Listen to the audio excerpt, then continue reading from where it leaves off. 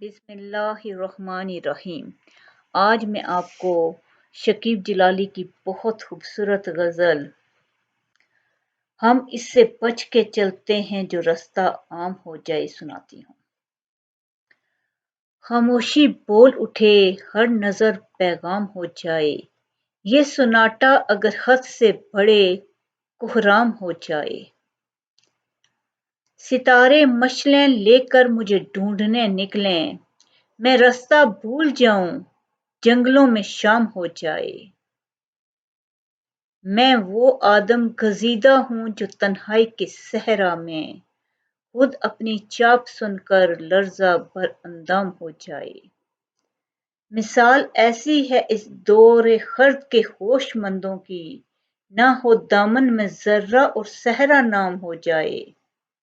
شکیب اپنے تعارف کے لیے یہ بات کافی ہے، ہم اس سے بچ کے چلتے ہیں جو رستہ عام ہو جائے۔